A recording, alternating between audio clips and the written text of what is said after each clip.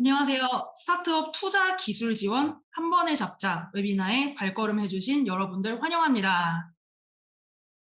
저는 오늘 웨비나의 MC를 맡은 메가존 클라우드 글로벌 그로스 센터 GTM 팀에서 일본 사업 개발을 담당하는 김진이라고 합니다. 모두 반갑습니다. 많은 분들이 오늘 웨비나를 기대해 주실 거라고 많이 이야기를 들었습니다. 저도 웨비나를 준비를 하면서 스타트업 그리고 중소, 중견 기업분들께서 투자 관련 그리고 해외 진출 관련으로 어떻게 도움을 드릴 수 있을까 고민이 많았는데요. 두 가지 세션을 통해서 오늘 여러분께서 웨비나를 들어보시고 이거 괜찮은데? 라고 생각하실 수 있을 만큼의 도움되는 인사이트를 드려보려고 합니다. 바로 첫 번째 세션 진행해 보려고 합니다. 첫 번째 세션은 꼭 알고 가자 일본발 VC가 알려주는 투자 받는 방법입니다. 이사님, 오늘은 귀한 발걸음 해주셔서 감사합니다. 반갑습니다. 네, 안녕하세요. 네, 이사님, 저는 이게 만나뵌 적이 있지만 이거 지금 웨비나 보고 계신 분들을 위해서 네. 간단히 자기소개 좀 부탁드릴 수 있을까요? 네. 안녕하세요. 저는 SBI 인베스트먼트의 조기훈 이사라고 합니다. 저희 먼저 좋은 행사에 그 패널로 참가할 수 있도록 기회를 주셔서 감사드리고요. 저희 회사부터 간단하게 소개해 드리도록 하겠습니다. 저희 SBI 인베스트먼트는 기존의 한국기술투자라는 사명으로 1986년도에 설립이 돼서 37년째 한국의 중소 그 기업들의 투자를 집행하는 벤처 캐피탈입니다. 원래 SBI 그룹은 소프트뱅크의 투자본부였고요. 일본의 금산분리 정책에 따라서 금융자본과 산업자본을 분리해야 됐기 때문에 그 투자본부가 스핀오프 방식으로 이제 설립해서 나온 금융 전문 그룹이라고 보시면 되겠고, 저희 SBI 인베스트먼트 외에 한국에서는 SBI 저축은행하고 SBI 캐피탈 같은 금융회사를 보유를 하고 있습니다. 저는 증권사 IB에서 10년 정도 근무를 했고요. 2015년도에 SBI에 합류를 해서 현재 그 투자 심사역으로 재직하고 있습니다. 이사님 자기소개 감사드립니다. 먼저 첫 네. 번째 질문 드리고 싶은데요. 이사님께서는 기존에 어떤 기업들에 투자를 하셨을까요? 저는 엔지니어 백그라운드를 가진 심사역이 아니어서 다양한 업종에 속한 기업들에 투자를 했습니다. 예를 들어서 게임 개발사라든지 번역 플랫폼, 산후조리원, 뭐 블록체인 바스 서비스 업체, 화학 또는 반도체 케미칼 업체, 이커머스, 뭐 화장품, 디지털 트윈 플랫폼 이런 업체들에 투자를 집행했습니다. 알려주셔서 감사합니다, 이사님. 굉장히 다양한 업종에 투자를 하셨다는 이야기로 들리고요. 그만큼 다방면으로 인사이트를 나눠주실 수 있을 것 같습니다. 사실 지금 투자 혹한기라고 불릴 만큼 좀 어려운 시기잖아요. 네, 그래서 투자를 받으셔야 하는 분들 입장에서는 어떻게 하면 투자를 잘 받을 수 있을지 이런 점들이 가장 궁금하실 것 같아요. 그래서 네. 이사님께서 보셨을 때 어떤 기업에 투자를 하고 싶으셨는지 알려주실 수 있을까요? 저는 기업이 잘 되려면 결국 경영자가 어떤 분인지가 가장 중요한 것 같습니다. 아무리 사업이 잘 돼도 대표이사님의 마인드나 도덕성이나 경영 계획에 문제가 있다면 그런 업체들은 언젠가는 어려움에 직면하게 마련이거든요. 그래서 저는 사업도 사업이지만 기업의 경영자가 어떤 분인지에 대해서 굉장히 많이 관심을 가지고 있고요. 여러 차례 미팅을 통해서 대표이사님의 성향을 파악한 다음에 투자 여부를 결정하는 편입니다. 아, 이사님 말씀을 들어보니까 투자 이전에 비즈니스는 결국 사람이 하는 것이라는 생각이 많이 듭니다. 투자를 할 때 대표님의 경영 마인드가 특히 중요하다는 생각이 드는데요. 네. 다음 질문은 IR에 대해서 여쭤보려고 합니다. 네. 이사님께서 투자하시고 싶으셨던 마음이 드셨던 기업에 IR 덱에 필수적으로 들어갔던 내용과 어떤 특징이 있었는지 알려주실 수 있을까요? 아마 이 부분에 굉장히 많이 관심이 있으실 것 같은데요. 투자 유치를 하시려면 가장 먼저 생각하실 부분이 이번에 자금이 얼마가 필요하다. 이게 가장 중요하겠지만 그거보다는 그 시기별로 어떤 투자 시점에 얼마를 받아서 그리고 지분을 어느 정도 그 투자자들에게 내주고 그다음에 투자를 받을 때 예를 들어서 뭐 사채라든지 주식이라든지 어떤 종류의 형식으로 투자를 받을 건지 그리고 그렇게 투자를 받게 되면 재무조에 어떤 영향을 미치는지에 대해서 조금 따져보시면 좋을 것 같습니다. 그리고 그 VC를 컨택하실 때에도 우리가 속한 산업에 또 우리 투자를 받으려고 하는 스테이지에 투자할 수 있는 VC를 컨택을 하셔야 되거든요. 예를 들어서 게임 개발사의 대표님인데 VC를 컨택하실 때 소재 부품 장비, 소부장 업체에 투자하는 펀드를 갖고 있는 VC를 컨택하신다면 아무래도 게임에 주로 투자하는 VC를 컨택하실 때보다는 투자 성사율이 좀 낮아질 거라고 보시면 될 것 같고요. 그래서 이제 요 지금 말씀드린 내용들을 간단하게 표로만 보게 되면 기업의 라이프 사이클을 뭐 이렇게 네 단계로 나눈다고 한다면 창업할 때는 이제 시드머니 투자를 받으실 거고 성장하면서 다양한 그 운영비 성격의 설비 투자 목적의 투자를 받으실 거고 그 이후에 회사가 성장하면서 뭐 M&A를 하신다든지 아니면 그거보다 좀 더 스케일업하기 위해서 뭐 대규모 설비 투자를 또 진행한다든지 이럴 때 투자를 받으실 거고 마지막에는 어쨌든 투자를 받으셨다는 얘기는 그 투자자들이 엑시트할 수 있어야 되기 때문에 IPO를 하셔야 되거든요. 그래서 이런 단계별로 어떻게 투자를 받을 것이냐 그 자본 구조 예시가 있는데요. 이렇게 처음에 창업할 때는 자기 자본으로 하는 거기 때문에 기업 가치는 자본금만큼만 이루어지게 되고 그 단계가 지나서 필요 자금이 예를 들어서 그냥 300원이라고 친다면 기업 가치 300원에 필요 자금 300원을 더해서 기업 가치 투자를 받은 다음에 이제 600원이 되는 거고 그렇게 되면 창업자 지분이 100%였다가 반을 투자를 받았기 때문에 지분율이 반으로 내려가는 거고요. 시리즈 B하고 IPO에도 동일하게 비율을 보시게 되면 아마 요 눈으로만 보셔도 이해가 되실 거라고 생각이 되고요. 일반적으로 이제 앞에서 말씀드린 자본 구조를 어떻게 할 것인지에 대해서 어느 정도 계획이 있으신다면 구체적으로 이제 사업계획서를 작성을 하셔야 되는데요. 사업계획서에는 여기 목차에 소개해드린 대로 일반 현황이라든지 사업 현황, 시장 현황, 사업의 내용 계획, 재무 수익성 관련한 내용들을 주로 작성을 하게 됩니다. 그래서 잘 작성하시는 부분들은 일반 현황 같은 거는 잘 작성하세요. 그다음에 사업 현황도 그냥 있는 모습 그대로 보여주면 되니까 괜찮은데 문제는 그 사업의 내용과 계획부터 조금 문제가 되는 것 같아요. 시장에 대한 것도 산업 관련한 자료들을 뭐 증권사 애널리스트 리포트 자료든지 이런 것들을 보면 쉽게 기재하실 수 있는데 사업 내용에서 어떤 문제에 부딪히냐 하면요. 저희는 회사 내부자들은 회사 내용을 너무 잘 알기 때문에 우리가 알고 있는 내용을 설명한다고 생각하고 쓰시거든요. 근데 그러면 그거를 받아들이는 일반 심사역이나 또 회사 외부 사람들은 우리의 언어, 그다음에 우리가 만드는 제품에 따르는 뭐 그런 전문적인 내용들을 잘 모르게 됩니다. 그래서 사업의 내용이라든지 계획은 저는 그 대표님들 말씀을 어떻게 드리냐면 초등학생들 앉혀놓고도 그 아이들이 어느 정도 이해할 수 있을 정도로 쉽게 설명을 할 수 있는 내용이어야지 된다라고 말씀을 드리고 업체들이 가장 취약한 게 재무하고 수익성 관련된 겁니다. 사업까지는 네. 그래도 잘 쓰세요. 근데 이제 그 재무제표나 추정 같은 데서 많이 어려워들 하시는 것들을 제가 종종 봤습니다. 그래서 사업계획서는 이런 내용들을 주로 담는다고 보시면 되겠습니다. 아까 말씀해 주셨던 각 단계별로 투자금을 어떻게 운용을 할지, 그리고 그 지분을 차후에 투자자들한테 어떻게 나눠줄 수 있을지, 그리고 VC를 컨택을 할 때도 우리 비즈니스랑 맞는 곳이랑 이게 컨택을 하는 것들이 좀 중요할 것 같은데요. 네, 맞습니다. 네, 그렇다면은 투자 절차가 조금 궁금해집니다. 투자는 어떤 순서로 어떤 절차로 이루어지는지 알려주실 수 있을까요? 이걸 이제 저희 벤처캐피탈 입장에서 기재를 한번 해본 건데요.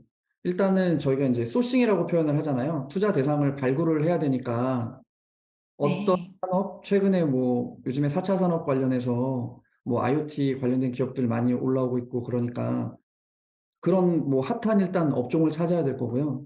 그러면은 그 업종 가운데에서 기술력이 뛰어나거나 그죠? 아니면 성장 네, 가능성이 높거나 이런 업체들을 이제 저희가 찾게 됩니다. 그래서 회사를 컨택을 하게 되고 회사를 네. 컨택해서 어느 정도 투자 그 유치의 의사가 있으신 대표님들을 만나 뵙게 되면 가장 첫 단계가 IR 자료를 회사에서 작성을 하셔야 되고요. IR 그다음에 자료. 네, 그래서 그 IR을 회사에서 열게 됩니다.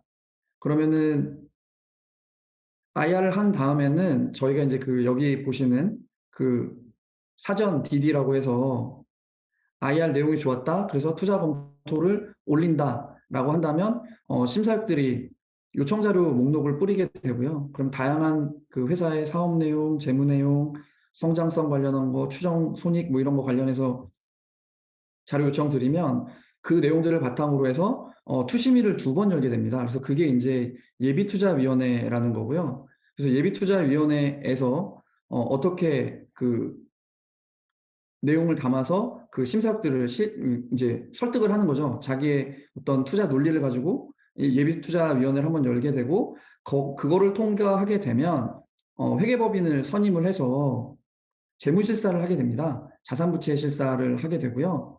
그렇게 해서 자산부채 실사까지 마무리가 되면 이제 2번째 최종투자위원회를 거치게 되고요.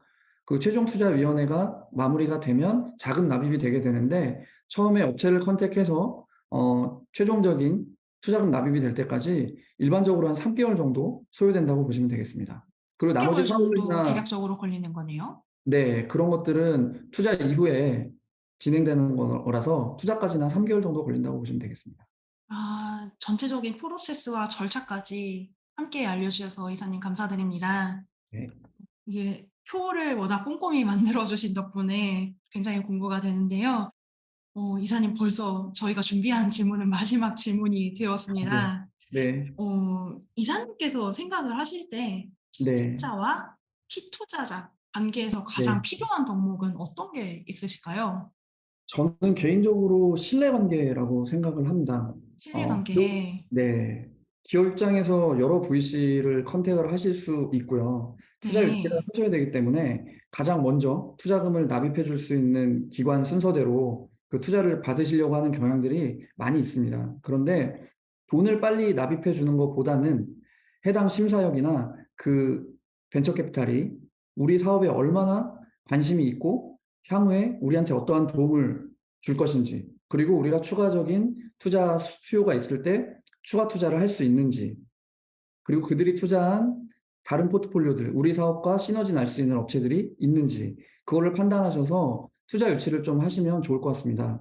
그리고 그쵸. 투자자 입장에서는 회사의 성장성이라든지 뭐 재무 구조라든지 현재 경쟁력이라든지 이런 것들을 기반으로 해서 대표 회사에 대한 신뢰를 가지고 투자하는 게 네. 가장 중요하다고 생각합니다. 아, 다시 한번 좋은 의견 전달 주셔서 감사드립니다, 이사님. 마지막 질문이 끝나서 이제 시청자분들께서 주신 질문에 대해서 답변을 해 보는 시간을 가져보려고 합니다. 네. 질문창이 굉장히 뜨겁습니다. 제가 몇 가지 셀렉트를 해서 말씀을 네. 드려 보려고 해요. 네. 먼저 그 이사님께서 아까 말씀해 주셨던 사업 계획서 내용 네. 중에서 이 모든 네. 부분들이 중요하긴 하지만 특히 네. 강조해야 할 부분이 네. 있으실까요? 라고 하는 질문이 있었습니다. 지금 말씀을 드리면은 뭐 말씀 주신 대로 이게 일반적이고 아주 전형적인 그 사업 계획서의 내용인데요. 근데 네. 좀 넘어간다고 하신다면은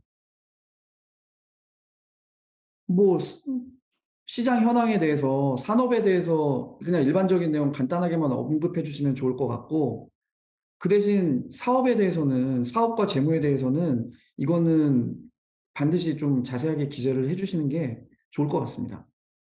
사업과 재무 부분은 네. 명확하고 자세히 기재를 해야 한다. 네. 왜냐하면 아, 사업이나 사업을 먼저 말씀드리면은 우리가 어떤 제품을 어떻게 만들고 그 제품이 다른 제품 대비해서 얼마나 기술력이 뛰어나고 얼마나 시장에서 경쟁력이 있는지, 그리고 우리가 그거를 만들기 위해서 어떠한 설비를 갖추고 있고 어떻게 마케팅을 하고 뭐 이런 네. 것들은 당연히 있어야 되잖아요. 아, 그쵸. 네. 그거는 넘어갈 수 없는 것 같고요. 그거를 기반으로 해서 최근에 우리가 거두었던 재무적인 성과들, 그리고 향후에는 어떻게 사업을 할 것인지 사업 계획에 따르는 재무 추정은 있어야 되겠죠. 사업의 계획에 따른 재무 추정이 필요하다. 네. 네. 다음 질문으로 넘어가 보겠습니다, 이사님. 네. 다음 질문은 투자 유치를 할 때 초기 네. 구성원이 반드시 확보해야 할 지분의 비율은 어느 정도가 적정할까요? 51% 정도일까요? 라는 질문이었는데요. 어떻게 생각하시나요? 그 이제 지분율 희석에 대한 건데요. 지금 요 표를 네. 보시면은 중간 어떻게 투자를 받으시든 간에 IPO를 할 때 한국거래소에서 경영 안정성이라는 걸 판단하게 되거든요.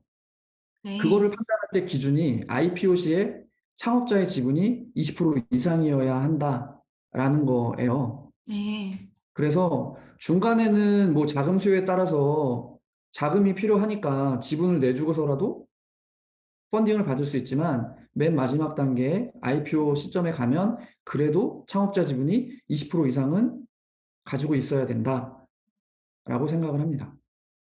이거는 그러니까 제 가장, 생각이 아니라 그 네, 한국거래소의 가이드라인이에요. 아, 가이드라인상, 네, 네, 아, 가장 마지막 단계인 IPO에서는 네, 최소 20% 정도의 지분을 가지고 있어야 된다라는 말씀이신 네, 거죠? 네, 아, 네. 이사님, 다음 질문으로 넘어가 보려고 합니다. 네, 기밀 대외비에 대한 질문인데요. 네. 내부 기밀과 대외비에 해당하는 핵심 기술은 어디까지 공개해야 하고 어디까지 기밀로 해야 하는지 궁금합니다라는 질문입니다. 그거 같은 경우에는 일단은 투자 심사를 하는 심사역 입장에서는 가능한 한 회사에서 공개하실 수 있는 내용들을 다 담아서 심사를 올리고 싶겠죠. 그게 어떤 그 투자 심사를 하는 데 있어서 중요한 포인트라고 한다면, 근데 이제 그게 어느 업체든지 간에 기술 유출에 대한 걱정들이 있으세요. 그래서 초기에 이 투자 검토를 하면서 자료를 받게 되면 대부분 NDA를 체결을 하거든요. 아, 네, 그래서 NDA를 체결을 해서 그런 크리티컬한 문제들 혹시나 발생할지 모르는 분쟁의 문제 그 소지를 없애기 위해서 그 NDA를 일단 보조 장치로 그 체결을 하게 되고 이 어느 정도 공개할지는 회사와 그리고 그걸 검토하는 VC 심사역이 같이 논의를 해서 문서로 남지 않고 말로 소개할 수도 있는 거잖아요. 아니면 그쵸. 별도의 장표를 가지고 설명만 하고 그거는 기록으로 안 남길 수도 있는 거고요. 그래서 네. 그런 것들은 다양하게 좀 융통성 있게 할 수 있을 것 같습니다. 일단 초반에 투자 검토를 할 때 NDA를 하고 그다음에 VC와 투자 받는 분들끼리 검토를 하신 다음에 정해진다라는 네, 이야기인 것 같습니다. 네, 네. 다음 질문으로 넘어가 보려고 합니다. 네, 이사님에 대한 소개가 궁금하신 분이 계셨나 봐요. 네. SBI 인베스트먼트 코리아 측에서는 현재 어떤 게임 사업에 관련해서 투자를 하고 계신지 궁금합니다라는 질문이었습니다. 저희가 2015년, 16년, 17년 요럴 때는, 그러니까 2010년대 중반에는 게임에 많이 투자를 했었는데요. 최근 3, 4년 동안에는 게임 업체에 투자를 잘 안 했습니다. 가장 큰 이유는 우리나라 게임사들, 이제 대형 게임사들이 대부분의 그 게임 시장을 장악을 하고 있고, 이제 나머지 업체들은 이제 중국향이었던 것 같은데요. 이제 네, 중국에서 판호 문제가 있어서 이제 게임을 만든다고 하더라도 그건 이제 그 수익화할 수 있는 어떤 그 루트들이 막혀 있었기 때문에 네. 저희가 최근 한 3년 동안에는 그 게임 업체에는 투자를 좀 하지 않았습니다. 아, 이게 실질적으로 사회적인 분위기라던가 뭐 코로나 팬데믹 같은 것도 당연하지만 투자 영역에 영향을 미칠 수밖에 없었던 거네요. 맞습니다. 네, 아. 그렇다면은 이게 해외 사업을 할 때 특히 코로나 팬데믹도 좀 영향이 많았을 것 같은데 뭐 네. 이사님께서 뭐 생각을 하실 때 뭐 일본향 사업이라든가 뭐 글로벌 사업 뭐 이런 부분에 있어서 어떤 업체들이 좀 투자자들이 환호할 수 있을 것 같은 환영할 수 있을 것 같은 그런 업종이실 것 같으세요? 그냥 일반적으로요. 네. 지금 말씀 주신 것처럼 그 뭐 이커머스 플랫폼들 배송 관련돼서 뭐 신선식품 요즘에 뭐 말이 많았잖아요. 아, 그쵸. 뭐 마켓컬리나 오아시스나 그런 업체들이 이제 코로나 특수를 누렸었고 어느 뭐 마켓컬리는 조금 재무적으로 취약한 부분이 있었지만 오아시스는 그래도 재무적인 숫자도 좋았는데 결국은 시장의 어떤 그 밸류에이션 논리 때문에 상장을 철회하게 됐거든요. 그래서 네. 일단은 그 사회적인 어떤 분위기, 특정 시기와 관련해서 어떤 산업이 좋고 어떤 산업이 뭐 투자를 좀 더 쉽게 받을 수 이런 건 분명히 있는 것 같고요. 네. 현재로서는 지금 앞서 말씀해 주셨던 것처럼 그 투자 혹한기입니다. 그래서 예전처럼 MAU, DAU 가지고 플랫폼 사업하고 돈을 계속 쏟아부어야지만 회사가 운영될 수 있는 그런 업종에는 사실 잘 투자를 안 하고 있고요. 아 저희뿐만이 변한 아니라 거네요, 상황 네, 자체가 모든 벤처 예전에는. 캐피탈이 최근에는 투자 조금 위축되어 있는 상황이라고 보시면 될 것 같고, 그래서 업종 불문하고 지금은 스탠드얼론 할 수 있는 기술이 있고 그다음에 어느 정도 재무적으로도 버틸 수 있는, 그러니까 네. 쉽게 표현드리면 계속 투자금을 받아서 운영을 해야 되는 그런 업체라면 투자받기가 어려우실 거고요. 일정 부분 매출도 만들어가면서 숫자를 좀 기록을 하면서 또 외부 투자를 받게 되면 그게 회사의 성장에 도움이 되거나 이런 게 눈으로 보여지는 기업들이 투자를 받을 가능성이 높다라고 보시면 될 것 같습니다. 지금은 업종보다는 숫자인 것 같습니다. 아 실질적으로 자체적으로 매출을 내면서 투자금을 받아가는 그런 형태의 업종이 좀 더 네. 투자를 받으실 때 유리하다라는 말씀이신 거죠? 네. 그래서 요게 요즘에 그 초기 기업들이 투자받기가 쉽지가 않으세요. 아 아무래도 좀 사회적인 분위기라든가 지금 경제적인 상황 같은 것 때문에 더더욱 그럴 것 같습니다. 네. 다음 질문으로 넘어가 보려고 합니다, 이사님. 네. 혹시 요새 일본 VC들의 투자 여력은 어떠실까요? 한국처럼 많이 경색되어 있는지에 대한 질문이 있었습니다. 제가 사실은 제 SBI 코리아에서 근무를 하고 있어서 일본 VC들의 투자 여력이 어느 정도인지는 사실 제가 잘 알고 있진 않은데, 아 그냥 네. 일반적으로 말씀을 드리면 그 일본이 벤처 기업들이 한국보다 그렇게 막 활발하게 이렇게 막 벤처 창업하고 이런 것들이 있지는 않은 것 같습니다. 벤처 투자 생태계가 성장을 하려면 벤처 기업이 많이 나타나고, 그리고 정책적으로 벤처 기업들을 지원해 주려고 하는 자금들이 많이 출연이 돼야지만 같이 성장을 하는데요. 네. 일본 같은 경우에는 우리나라와 다르게 그 창업 생태계가 그렇게 활발하지가 않습니다. 그러니까 음 그 벤처 기업을 창업하는 사례들이 그닥 많지가 않고, 네. 그러다 보니까 거기에 투자를 해야 하는 벤처 캐피탈도 자금 펀드를 만들어서 투자를 저희보다는 덜 활발하게 진행을 하겠죠. 음. 네, 고 정도 제가 말씀드릴 수 있을 것 같습니다. 투자 생태계 자체가 지금 벤처 기업 생태계가 한국과는 좀 다르고 네. 그리고 정책적인 부분도 이제 일본 정부에서 투자를 하려고 하는 상황이기 때문에 좀 '한국만큼은 그렇게 아직까지는 활발하지 않다.'라는 이야기로 이해가 되었습니다. 네. 네. 다음 질문으로 넘어가 보려고 합니다, 이사님. 네. 어 IPO 관련된 질문이 있네요. 네. 네. 처음부터 IPO 계획할 그런 계획이 없었다면은 M&A 목적인 거죠. 그 M&A 목적일 경우에 아까 보여주셨던 표 그 네. 부분에서 라이프 사이클에서 집중해야 하는 항목이 달라야 하지 않을까요? 라고 하는 질문이 있었습니다. 라이프 사이클에서요? 예. 그렇지는 않은 것 같습니다. 왜냐하면 아 지금 여기서 보시는 게 시리즈 A, B, IPO라고 써 놨잖아요.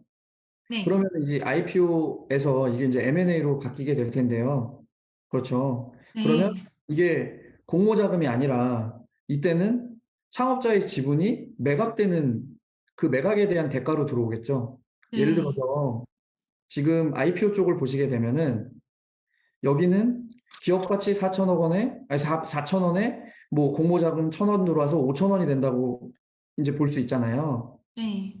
근데 여기서는 그냥 기업 가치 4천 원에, 현재 기업 가치 4천 원에 창업자 지분 20%를 팔게 되면 창업자는 800 원을 갖게 되는 거잖아요. 네. 그리고 그냥 M&A가 끝나 버리는 거죠. 회사로 유입되는 자금 없이 창업자 지분이 매각되는 거죠. 아. 그래서 이게 라이프 사이클이 여기에 나오는 자본 구조가 달라지는 게 아니라 이 창업자 지분이 매각되면서 공모 자금이라는 거는 회사로 들어오게 되는 거고, 네. M&A가 되게 되면 창업자 지분 매각에 대한 대가를 받는다고 보시면 될 것 같습니다. 아. 아 네. 설명 감사드립니다. 네, 이 정도로 Q&A 마무리해 보려고 합니다. 이사님 혹시 오늘 웨비나를 보시는 분들께 마지막으로 해 주고 싶은 뭐 어드바이스라든가 아니면은 한 말씀 있으실지 궁금합니다. 제가 뭐 딱히 준비한 뭐 얘기는 없는데 이런 뭐 기회를 통해서 좋은 내용들을 들으시고 특히 이 투자 관련해서 관심이 많으실 거라고 생각이 됩니다. 그래서 혹시라도 투자 관련해서 추가적인 궁금하신 내용들 있으시면은 저희 김진 매니저 통해서 저한테 연락을 주시면 뭐 제가 개별적으로 뭐 그런 궁금증 해소해 드릴 수 있도록 하겠습니다. 아, 이사님 컨택 이야기까지 가볍게 해 주셔서 감사드립니다. 네, 오늘은 긴 시간 마련해 주셔서 정말 감사드립니다. 어 감사합니다. 네. 세션 1은 여기서 마무리해 보려고 합니다. 이사님 오늘 감사했습니다. 네, 감사합니다. 감사합니다. 네.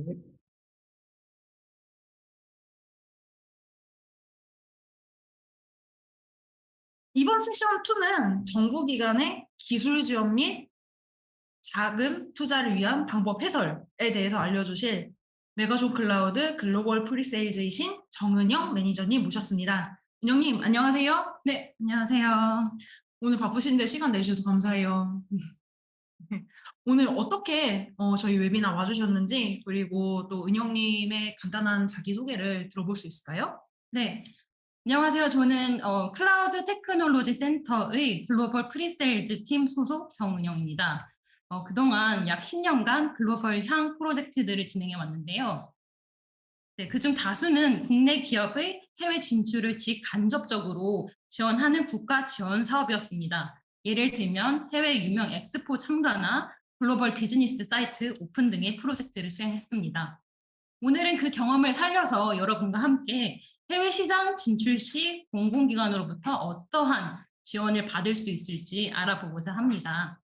좀 시간이 타이트하니까 네, 주요 사례 위주로 알려드리도록 하겠습니다. 은영님 10년이요? 아, 네. 네. 10년 동안 글로벌 향 프로젝트를 하신 거죠? 네, 그렇습니다. 와, 뭐 거의 엑기스만 뽑아서 주신다고 이게 생각하면 될 것 같네요, 저희가. 네, 노력해 보았습니다. 여러분 오늘 좋은 시간 만들어 보도록 하겠습니다. 바로 첫 번째 질문 가보려고 하는데요. 은영님, 한국콘텐츠진흥원 이런 곳들 아시죠? 네, 알고 있습니다. 네, 한콘진이나 뭐 공공기관 등을 통해서 저희 국내 업체가 일본이나 해외 진출을 할 때 지원받을 수 있는 여러 가지 프로그램들이 있을 것 같은데 어떤 기관에서 어떤 지원을 받을 수 있는지 궁금합니다. 네, 크게 투자로 볼 수 있는 예산 지원과 또 프로그램 형식의 기술 지원의 두 가지 형태가 있는데요. 우선 어느 기관에서 지원을 받을 수 있을지 궁금하실 겁니다.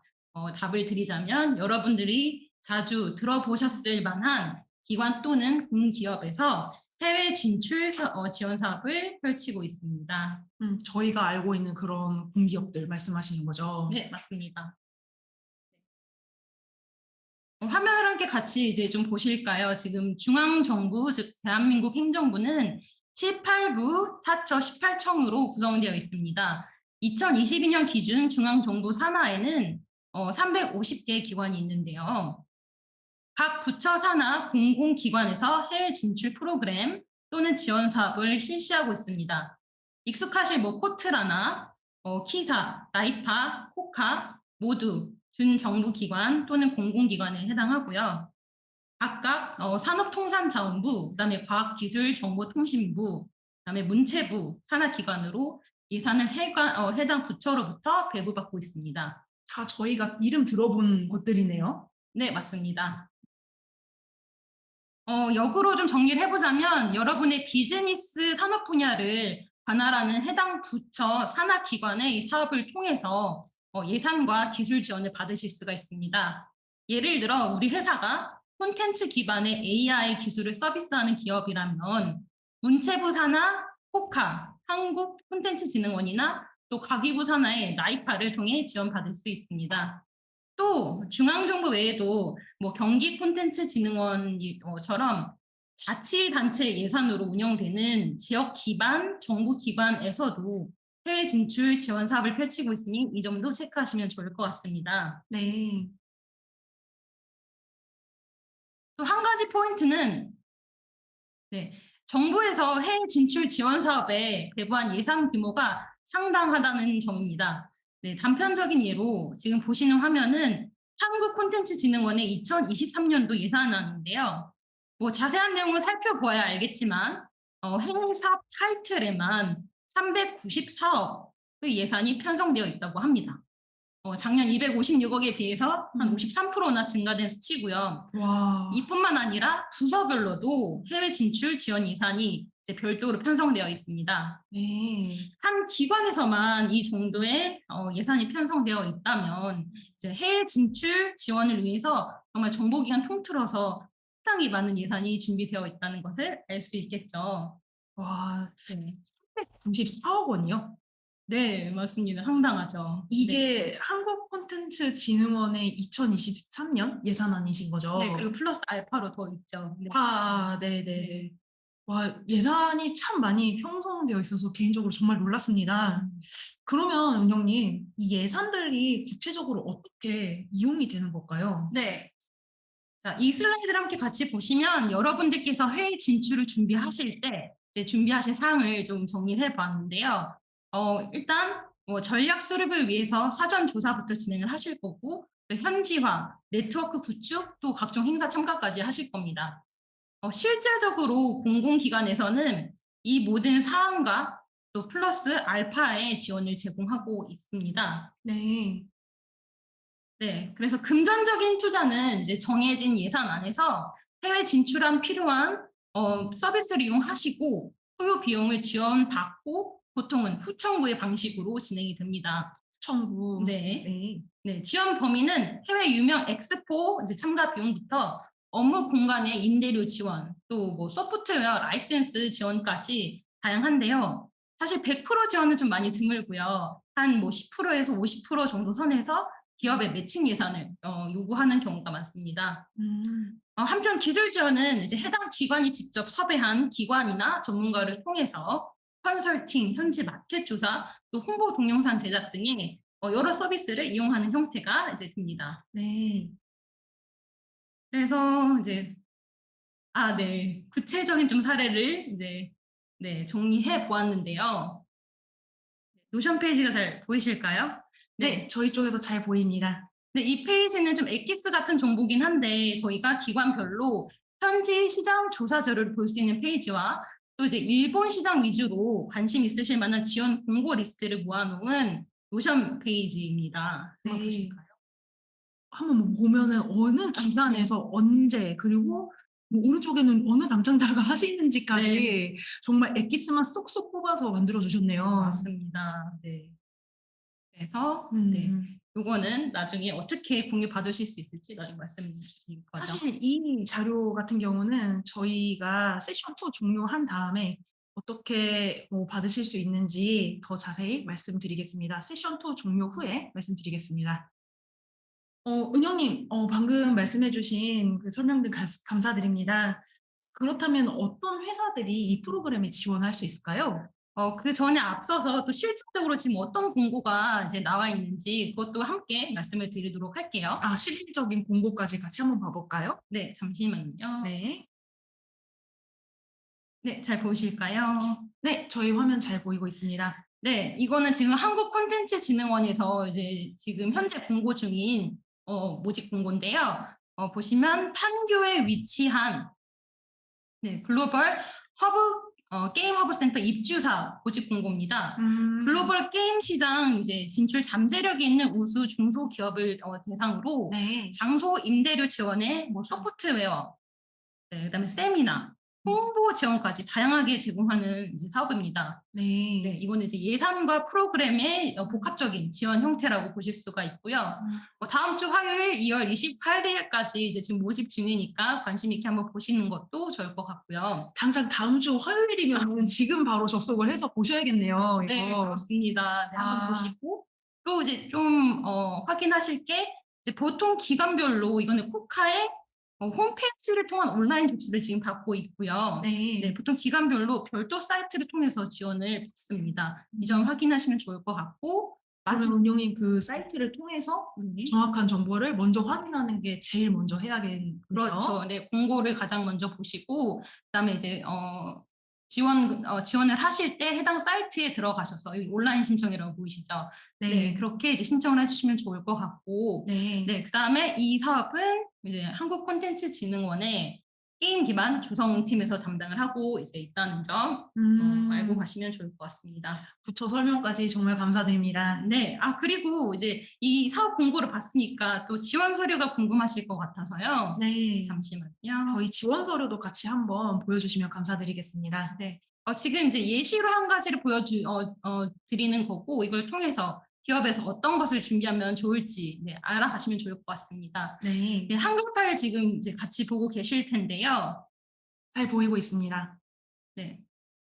사업 계획서부터 보시면 뭐 정량적인 지표를 사용하여서 그간의 실적과 차별점을 기술하라고 하고 있습니다. 네. 또 해외 진출 계획과 또 출시 과정의 구체적인 계획을 물어보고 있습니다. 또한 참여 인력의 주요 경력을 이제 기술하라고 하는 것을 알 수 있습니다. 은영이 그러면은 말씀 주신 이 프로그램들에는 어떤 회사들이 지원할 수 있을까요? 네, 사실 각 기관의 특성에 맞는 기업입니다. 네, 네. 한국콘텐츠진흥원의 경우에는 콘텐츠 IP를 보유하거나 게임, 캐릭터, 웹툰, 음악 등 문화 콘텐츠 기술 분야를 보유한 기업을 대상으로 사업을 펼치고 있습니다. 네. 또 나이파의 경우에는 ICT 관련 실적을 보유한 기업이 되겠죠. 여기서 한 가지 포인트는 네. 콘텐츠와 테크를 결합한 융합 기술 회사의 경우 예를 들자면 복수의 사업에도 지원을 가능할 수가 있으니 이 점도 체크를 하시면 좋을 것 같습니다. 그 해당 기관에서 주로 담당하는 업종이라고 해야 될까요? 네, 그 맞습니다. 부분들이 이게 관련된 업체들이 지원을 해야 된다라는 네, 말씀이신 맞습니다. 거죠? 네. 그러면 은영님, 그 업체마다 지원을 어떤 것을 받았는지 지원받은 형태들이 좀 달랐을 것 같은데, 이런 투자 그리고 기술 지원 사례들을 좀 각각 알려주실 수 있을까요? 네, 제가 이제 직접 했던 사례를 좀 말씀을 드리자면 네. 저희 경우는 아까 말씀드렸듯이 이제 여러 분야를 거쳐서 예산 지원과 프로그램 지원을 이제 주로 했었는데요. 예를 들어서 AR 기술 기반 애니메이션 제작사의 경우에는 이제 한국콘텐츠진흥원의 해외 온라인 비즈니스 프로그램 사업을 통해서 현지어 자막 제작 등의 콘텐츠 현지화를 이제 진행을 했고요. 현지화. 네네. 또 해외 엑스포의 한국 공동관 참가 지원 사업에서는 참가자에게 부스, 홍보 영상 제작, EDM 제작, 비즈 매칭과 비즈 매칭 어레인지에 드리고 또 통역까지 기술 지원을 제공한 바 있습니다. 사업에 따라서는 이제 행사 참가비와 교통비도 지원을 받으실 수가 있으니까 이 점도 참고하시면 좋을 것 같습니다.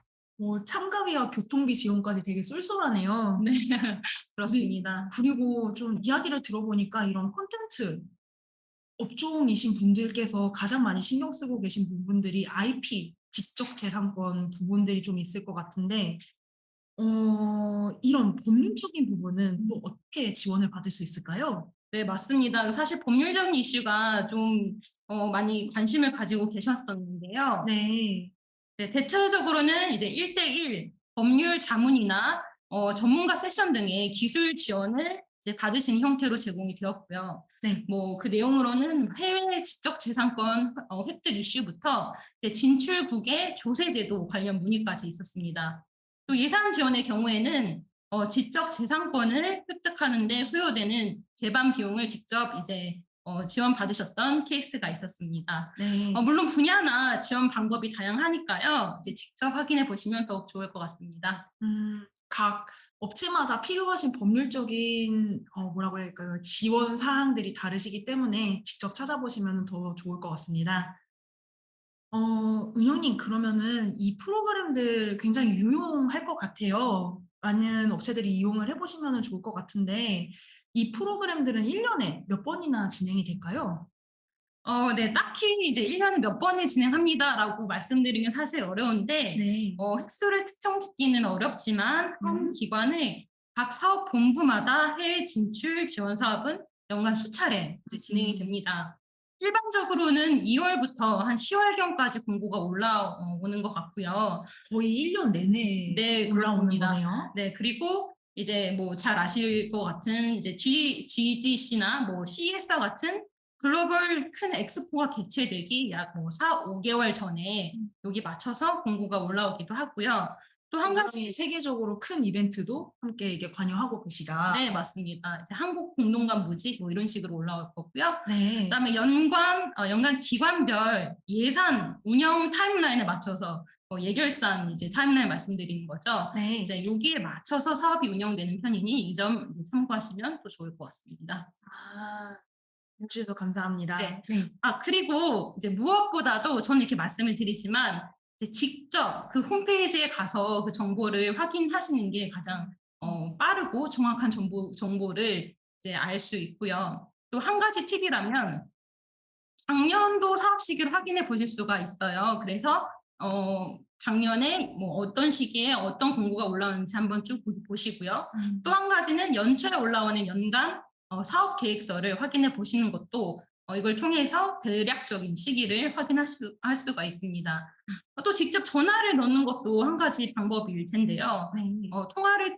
통화하시면서 담당자로부터 공고에는 나와 있지 않은 여러 가지 부수적인 꿀 정보들 이제 알 수가 있고요. 뭐 한 가지 이제 유의사항으로는 담당자가 1, 2년에 한 번씩 바뀌더라고요. 이제 로테이션. 네, 맞습니다. 네, 이 점은 좀 참고하시고 네, 뭐 문의를 넣으시면 될 것 같습니다.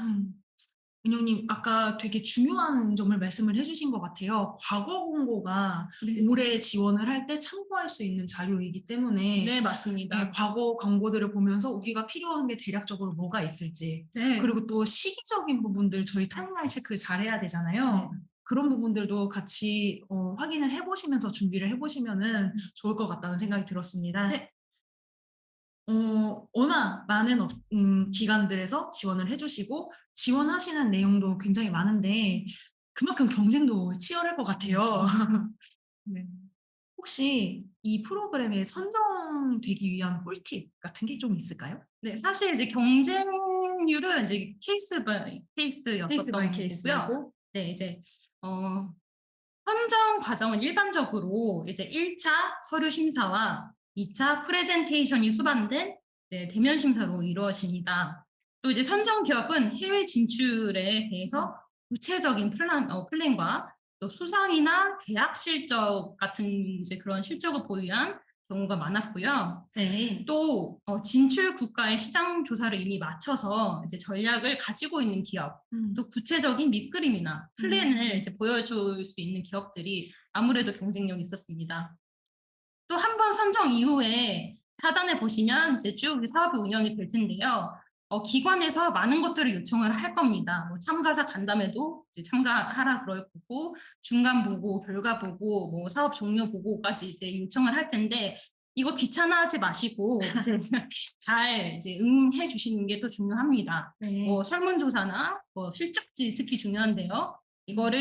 이 결과를 차기 사업을 진행하는데 참고하는 자료로 쓰이기 때문입니다. 추후 사업을 할 때 활용하는 그렇죠. 거죠. 네, 네. 어느 정도 이제 기업이 네. 열심히 참여했는지 이걸 네. 참고하기 때문이고요. 네.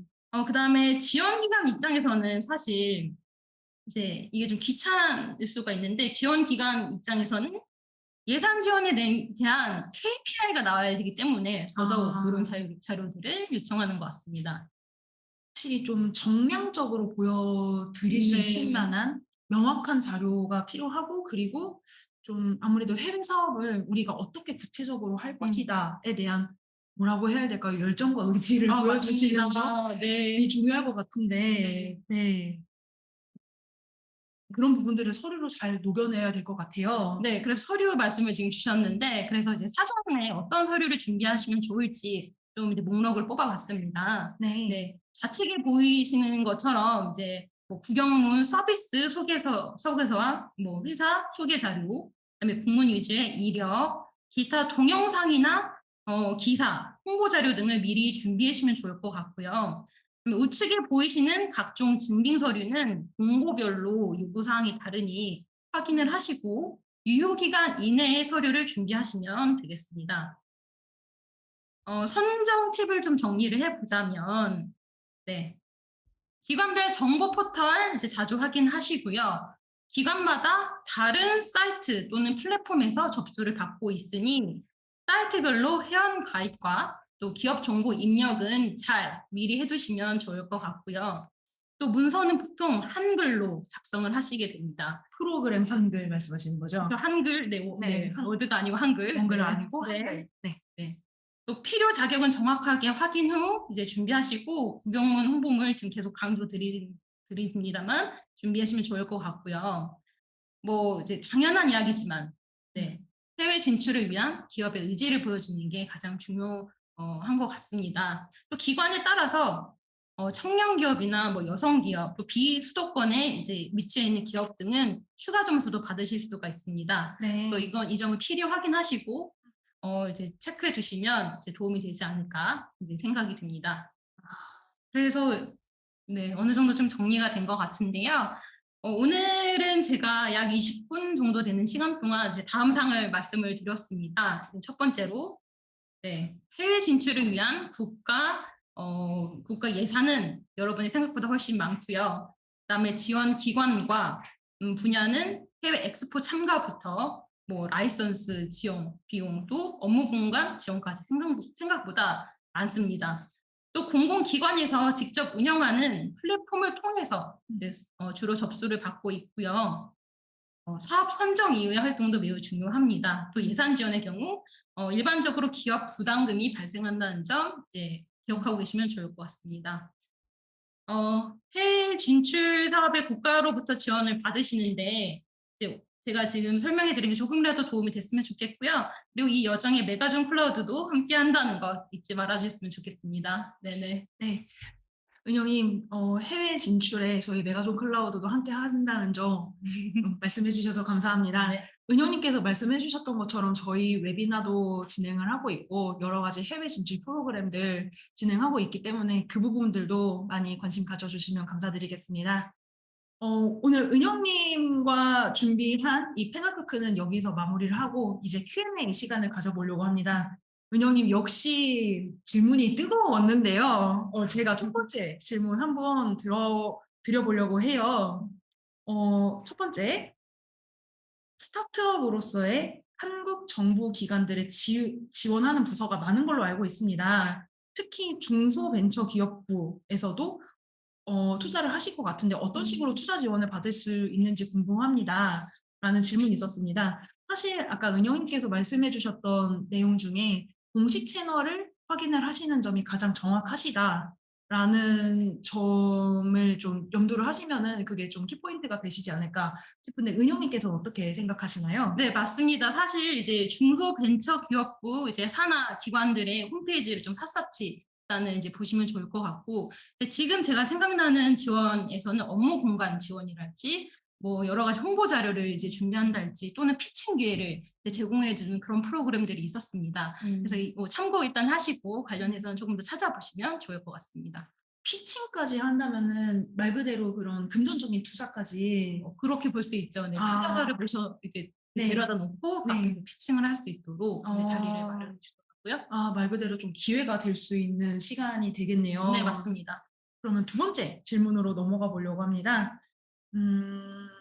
한국 정부의 투자 기술 지원 관련해서 해외 진출을 적극적으로 지원하는 부분도 있을까요? 그러니까 이 부분은 해외 진출을 정부 쪽에서 좀 적극적으로 하고 있는지 현황이 어떻게 되고 있는지에 대한 질문인 것 같습니다. 아까 세션에서는 그 한국콘텐츠진흥원 쪽에서 53% 정도 예산을 늘린 만큼 실질적으로 해외 진출을 늘리려고 하는 흐름이 있다라고 저는 해석이 됐었었는데 은영님께서는 어떻게 보고 계세요? 네, 저도 같은 생각이고요. 제가 좀 관찰을 해보고 이 세션을 준비하면서 이제 서치를 해보니까 말씀하신 것처럼 그리고 제가 말씀드렸던 것처럼 해외 진출에 관련된 예산을 점차적으로 늘려가고 있는 추세였습니다. 왜냐하면 예술 시장은 이제 지금 포화 상태니까 해외 시장에 지금 눈을 돌릴 수밖에 없는 상황이라고 판단을 하고 있고요. 더군다나 지금 코로나가 끝나가는 상황에서 이제 정부가 더 예의주시하고 있다고 이제 보시면 좋을 것 같습니다. 엔데믹이 되면서 아무래도 해외 진출을 네. 시키려고 하는 흐름이 좀 많아진 것 같습니다. 은영님, 다음 질문으로 넘어가 봐도 괜찮을까요? 다음 질문은 정부에서 적극적으로 육성 지원해주는 부분에서 지적재산권 보호라든지 인센티브 제도라든지 이런 제도를 지금 말씀해주신 프로그램을 통해서 지원을 받을 수 있을까요? 라는 질문이 있었습니다. 아까 저도 잠깐 여쭤봤었는데 지적재산권 관련해서 법률적인 제도 그리고 조세제도 말씀해 주셨잖아요. 그 부분 다시 한번 설명 부탁드릴 수 있을까요? 네, 이 부분은 사실 되게 현실적으로 어프로치를 할 수밖에 없을 것 같습니다. 사실 각 기업마다 처한 상황이 다 다를 거고, 이제 이제 처하고 계신 법률적 이슈들이 다 다르기 때문에 직접적으로 나라가 나서서 어떤 가이드라인을 제시하기는 조금 어려운 부분이 있을 거고요. 다만 현재 가지고 있는 상황을 잘 이제 해결해 나가고자 그 전문가의 도움을 받을 수 있는 그런 세션들이 주로 많았던 것 같습니다. 그리고 이제 실제로 뭐 이런 과정을 진행하시면서 드는 제반 비용 이런 것들을 지원해주는 프로그램 특히 코트라에 많이 있거든요. 그래서 이 부분을 이제 좀 잘 확인해 보시면 좋을 것 같습니다. 여러분 아까 은영님께서도 말씀하셨지만 공식 채널을 꼼꼼히 살펴보시는 게 이게 가장 기본이면서도 중요한 팁일 것 같습니다. 은영님 이제 마지막 질문입니다. 아쉽네요. 아쉽네요. 네. 네. 마지막 질문 드려볼게요. 나라는 이런 지원을 왜 할까요? 라는 질문이 있었는데 왜 할까요? 그죠. 그거는 사실 제가 이제 답을 드릴 수 있는 부분은 아니고요. 잘 네. 아시겠지만, 하지만 이렇게 해서라도 이제 좀 도움을 받을 수 있는 기업이 많다는 점 잊지 않으셨으면 좋겠고, 역으로 그러면 안 할 이유도 없지 않습니까? 아, 그렇죠. 안 할 이유가 없죠. 네. 네. 지금 국내에 유수 기업들이 계시고 그리고 해외 진출을 하시면서 더 사업을 확장하시는 분들도 계시기 때문에 이런 지원 제도를 많이 이용을 해보셨으면 좋겠습니다. 그러면은 오늘 은영님 세션은 여기서 마무리를 해봐도 괜찮을까요? 네. 은영님 오늘 긴 시간 동안 시간 내주셔서 감사드립니다. 네. 세션 2는 한국 정부 기관에서 투자 그리고 기술 지원에 대해서 정은영 매니저님께서 해설해 주시는 시간을 가지셨습니다. 오늘 웨비나에 발걸음해 주신 모든 분들 정말 감사드립니다. 오늘 모든 분들 만나 뵈서 즐거웠고요. 그리고 다음 기회에 또 뵙겠습니다. 감사합니다. 메가존 클라우드 일본 사업 개발 담당 김지인이었습니다.